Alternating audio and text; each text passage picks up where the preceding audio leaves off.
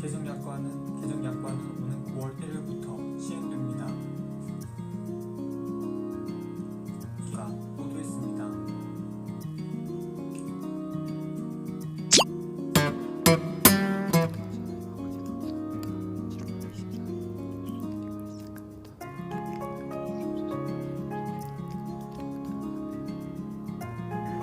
네, 2023년 7월 넷째 주 뉴스 리딩을 시작하겠습니다.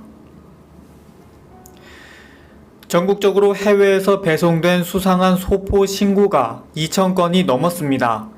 경찰은 5인 신고를 제외하고 600여 건의 수거에 조사하고 있는데 관세청은 긴급 통관 강화 조치에 들어갔습니다. 현재까지 폭발물이나 유해 물질이 확인된 사례는 없었습니다. 한국자산관리공사 캠코는 이번 집중호우로 피해를 입어 특별재난지역으로 지정된 13개 지역 주민에게 3가지 금융지원을 실시한다고 밝혔습니다. 우선 특별재난지역 내에 재산 피해를 본 채무자의 경우 채무 감면 또는 상환 유예를 해주기로 해 채무 조정 시 최대 70%까지 채무 감면을 지원하고 상환은 6개월 단위로 최장 2년간 유예하기로 했습니다. 유효기간 1년이 지난 카카오톡 선물하기의 미사용 교환권이나 상품권을 전액 쇼핑 포인트로 환불받을 수 있는 옵션이 제공됩니다. 카카오는 24일 이런 내용의 이용 약관 변경 사항을 공지했고 오는 9월 1일부터 시행됩니다. 이에 따라 9월부터 발급되는 모바일 교환권에 해당하며 교환권의 최초 유효기간이 1년이 지난 2024년 9월 2일부터 100% 쇼핑 포인트 환불 옵션이 적용됩니다. 전신성 염증이 알츠하이머 치매 위험과 연관이 있다는 연구 결과가 나왔습니다. 전신성 염증은 일상생활 중 미세먼지나 고혈당, 고혈압, 식품 첨가물, 스트레스 등 다양한 원인에 의해 염증성 단백질이 조금씩 꾸준히 만들어지는 저도염증으로 짧게는 몇 달, 길게는 몇 년 동안 계속될 수 있습니다. 영국 맨체스터 대학 사회연구소의 크리스티나 맥클리 박사 연구팀이 성인 50여만 명의 영국 바이오뱅크 데이터베이스 중 관련 자료를 종합 분석한 결과 이 같은 사실이 밝혀졌다고 헬스데이 뉴스가 보도했습니다. 55세에서 79세에 해당하는 고령층의 경제활동 참가율이 처음으로 60%를 넘어섰습니다. 통계청의 경제활동 인구조사 고령층 부가조사에 따르면 올해 5월 기준 고령층 인구는 1,548만 명으로 15세 이상 인구의 34%를 차지했습니다.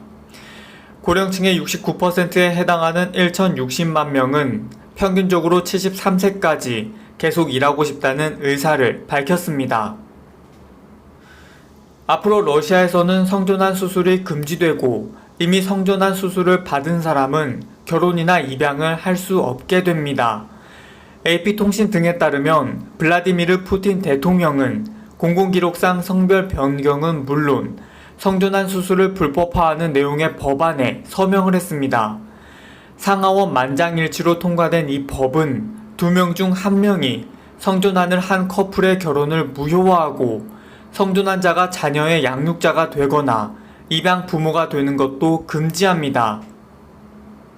경구 피임약을 사용하면 우울증 위험이 높아질 수 있다는 연구 결과가 나왔습니다.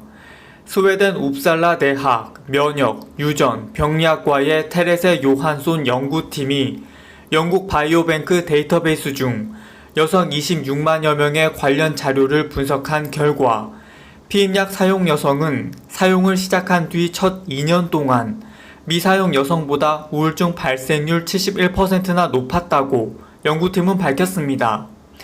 그러나 피임약 사용 후 2년이 지나면 우울증 진단율은 피임약 미사용 여성보다 5%밖에는 높지 않았습니다. 기상청은 오늘 올해 장마가 종료됐으며 당분간 폭염과 열대야가 이어지겠다고 전망했습니다. 기상청은 북태평양 고기압 가장자리가 북쪽으로 확장하면서 정체전선도 북상하고 우리나라가 정체전선 영향권에서 벗어났다며 중부지방과 남부지방은 오늘 장마철이 끝나고 제주는 어제 종료한 것으로 본다고 설명했습니다. 정부와 여당이 중대한 교권 침해 사실을 생활기록부에 기재하도록 법안 개정에 나서기로 했습니다. 그리고 교사의 생활지도에 아동학대 면책권을 부여할 수 있도록 아동학대 처벌법도 개정하겠다는 입장입니다. 또 7개 시도교육청에 도입되어 있는 학생인권 조례도 개정을 추진하기로 했습니다. 퇴직연금 시장 내 과도한 자금 이동으로 인한 금융시장 리스크를 낮추기 위해 금융당국과 금융권이 퇴직연금 분납 및 만기 다변화를 추진하기로 했습니다. 또한 고금리 과당 경쟁이 재현하는 것을 막기 위해 감독 규정을 개정하기로 했습니다.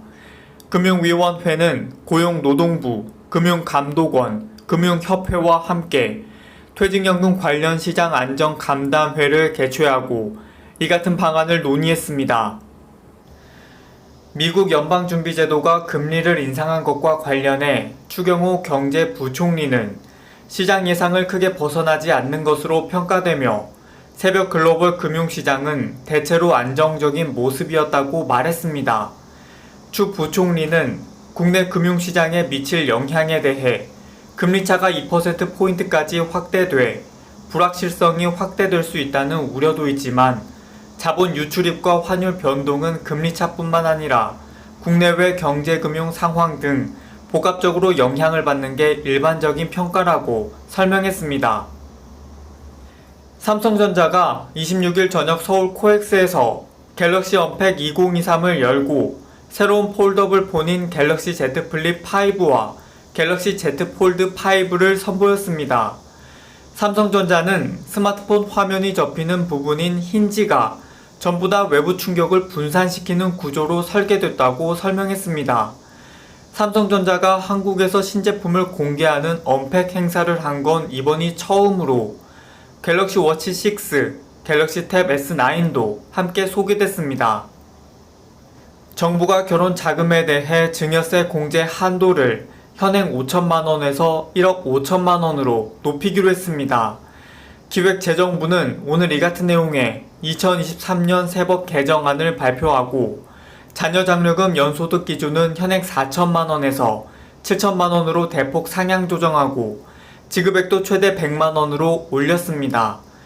기획재정부는 또 증여세 특례 저율 과세인 10%가 적용되는 재산가액 한도를 60억 원에서 300억 원으로 늘리고 증여세 분할 납부 기간을 현행 5년에서 20년으로 연장시켜 가업 승계 기업의 부담도 줄여주기로 했습니다. 정부와 여당은 오늘 고위 당정 협의회를 열고 수해복구와 재난대응체계 개편을 위해 기후위기 대응 범정부 TF를 구성하기로 했습니다. 정부 여당은 또 지난 26일부터 여야 합의로 가동 중인 수해복구 TF를 통해 수해 예방과 피해복구 관련 법안을 조속히 처리하기로 했습니다. 이와 함께 다음 주 안에 농가피해 지원금 인상폭을 결정해 8월 안에 지급될 수 있도록 노력하고 소비자를 대상으로 한 할인 지원도 확대하겠다고 약속했습니다. 복지사업 수급자 선정 기준의 지표가 되는 내년도 기준 중위 소득이 4인 가구를 기준으로 올해보다 6.09% 인상됐습니다. 생계급여 선정 기준도 기준 중위소득의 30%에서 32%로 오르며 대상 범위가 확대됐습니다.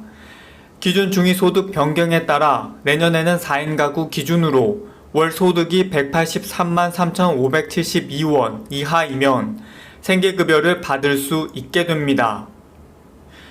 주말에는 가마솥 더위가 이어지겠습니다. 내일은 서울이 34도, 전주 35도, 경주는 36도까지 치솟겠습니다. 또 오후부터 저녁 사이 내륙지방을 중심으로 소나기가 내리겠는데요. 벼락이 치거나 돌풍이 불면서 강하게 쏟아지는 곳도 있겠습니다. 내일 아침 기온은 서울이 26도, 부산 25도로 열대야가 나타나는 곳이 많겠습니다.